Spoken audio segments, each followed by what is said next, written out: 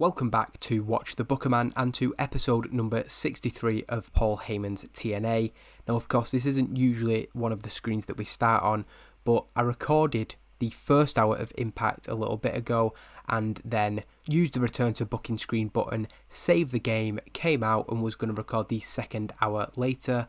However, what I forgot to do was save the recording, so that first hour that I did is completely lost. Very unfortunate and very, very stupid by me.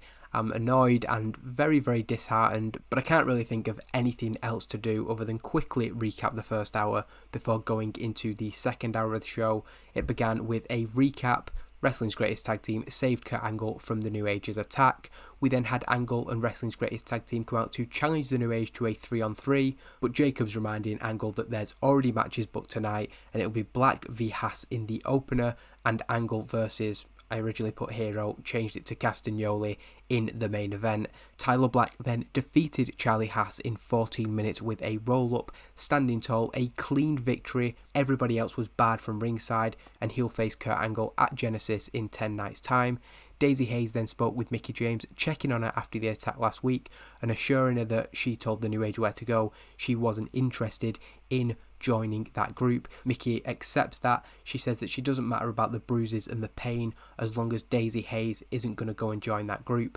Jazz then introduces the headhunter April Hunter. They're going to have a mutually beneficial partnership. She spoke a little bit about Madison Rayne, bringing her in and essentially using her before discarding her once again. Jazz says that's not going to be the case with April Hunter, and they won the Knockouts Tag Team Championships. You were then spared a terrible match between April Hunter and Lacey Von Erich, but April Hunter picked up the victory. Jazz and ODB both at ringside, and Jazz rejoined April Hunter in the ring, a sign of things to come potentially after a dominant debut. Essentially, we were just saying there that they could be future contenders to the Knockouts Tag Team Championships. Chris Sabin then gives an update on Alex Shelley and saying that he is not yet clear to compete at Genesis. That was their initial target for Shelley to be back in the ring after his injury in December, but it was a little bit ambitious. Roderick Strong then came to the ring with Generation Me and issued an open challenge for the X Division Championship. Nick and Matt were a little bit worried that this might affect their title shot that they're getting at Genesis. Strong reassured them, saying that even if he loses the match, the X Division Champion will be defending against Nick and Matt at Genesis.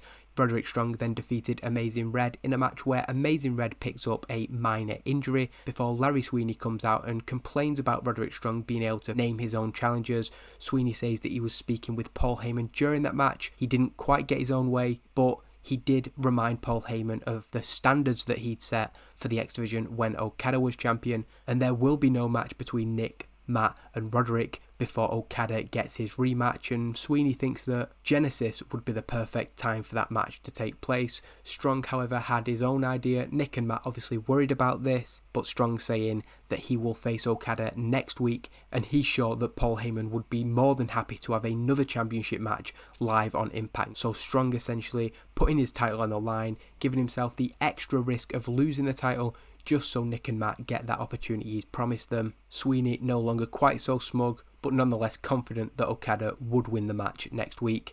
And that brought us to the end of the first hour. Back to the regularly scheduled broadcast. We begin the second hour with AJ Styles making his way down to the ring, and he calls out Paul Heyman.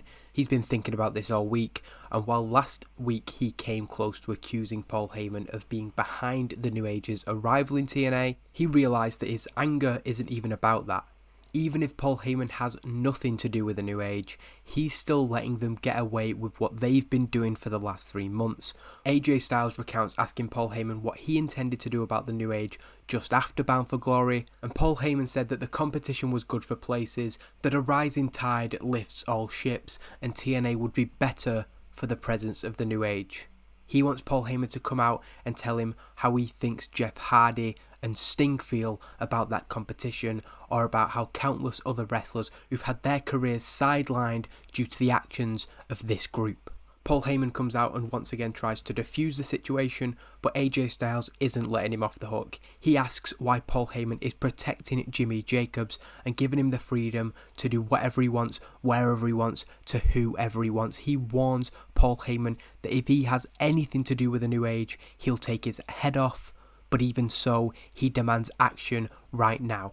Denying the accusation once more, Paul Heyman looks to appease AJ Styles, telling him that he'll prove he isn't trying to protect anybody by giving AJ Styles a match with Jimmy Jacobs at Genesis. How's that for protecting him? He's overcompensating in a sense. AJ Styles is kind of disarmed by this. It does kind of prove that Heyman isn't protecting him.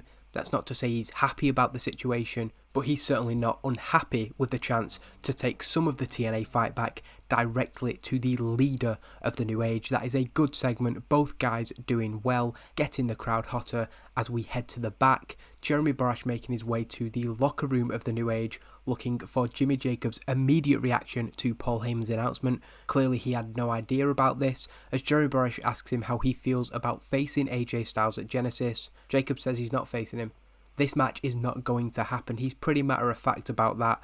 JB says that Paul Heyman literally just made the match official in the ring. Jimmy Jacobs reiterates he is not facing AJ Styles, not at Genesis, not ever, and then tells JB to go away. They've got tonight's main event between Claudio Castagnoli and Kurt Angle to prepare for, and he slams the door in the face of Jeremy Borash. Mickie James then defeats Miss Chiff in 10 minutes and 15 with the roundhouse kick that we see, the Mick kick. Another good performance from her, and it is a 69 rated match, which I think is the joint best women's match we've had so far, so good to see progress on that front. Mickie James takes a microphone following her victory as Alyssa Flash, who was at ringside, and Miss Chiff head up the ramp. She tells them to hold on. While they're heading back to the New Age locker room, she's got a message for their cohort Sarah Del Rey.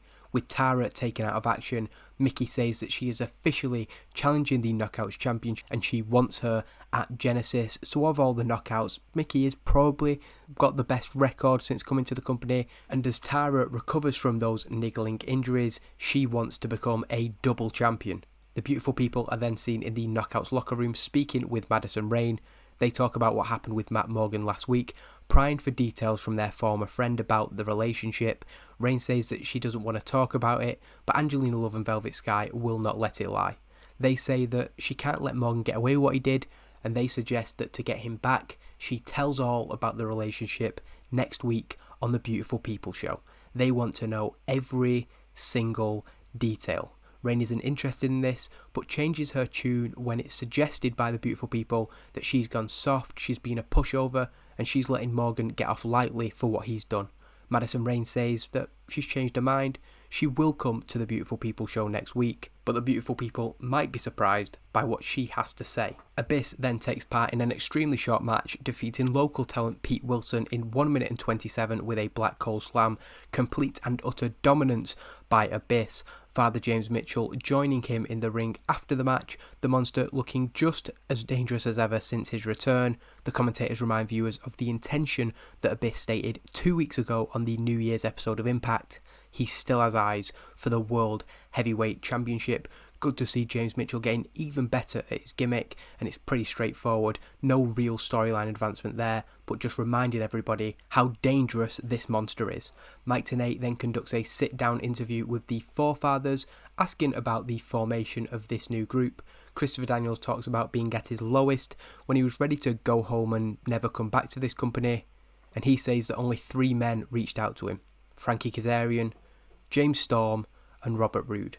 These men aren't just friends, they're family. Mike asks about the incident with Desmond Wolfe last week. He's wondering, they always seem to get along, so what's the situation? But Daniel says that Wolfe is a friend to nobody. He came to TNA when the company was riding high to further his own career, while these 4 are responsible for building this place from the ground floor. Tenay wonders, with all due respect, if they're somewhat overstating their influence on the company, and Robert Roode is offended by this, and he tells Mike that unlike him in the commentary booth, they are irreplaceable at what they do. They are the heart and soul of TNA, and all they're doing is making sure that people finally appreciate it. James Storm says that, like Mike, he was here from day one, and he knows better than anybody what makes TNA tick. He says that you are looking at the 4 key components of what makes TNA TNA, and the forefathers are going to make their mark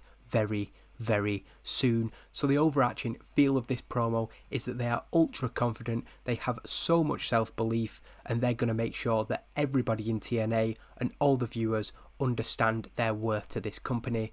We then look back at the second episode of TNA Evolve on MTV, the commentators introducing footage of Chris Hero's victory over Chris Sabin in the main event.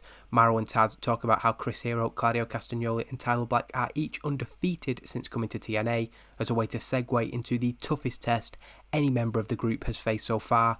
Claudio Castagnoli will face Kurt Angle 10 days before his fellow New Age member challenges for the World Heavyweight Championship.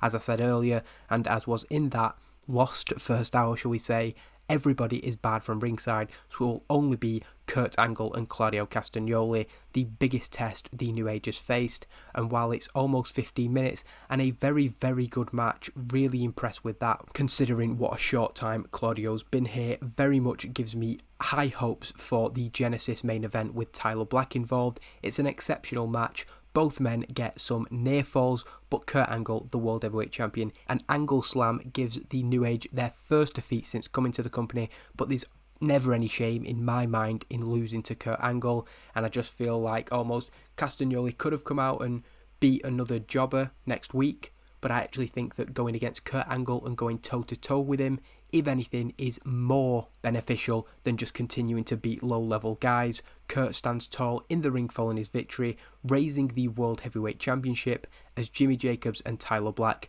appear at the top of the ramp.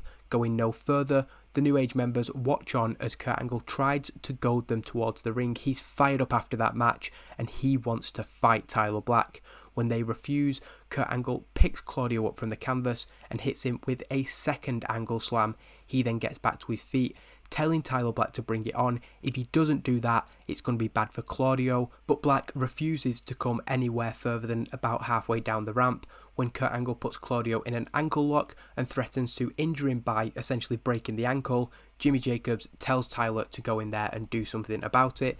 As Tyler Black then begins to walk towards the ring, Angle releases the ankle lock, throws Claudio Castagnoli to one side. This is mind games from Kurt Angle, giving the New Age a taste of their own medicine.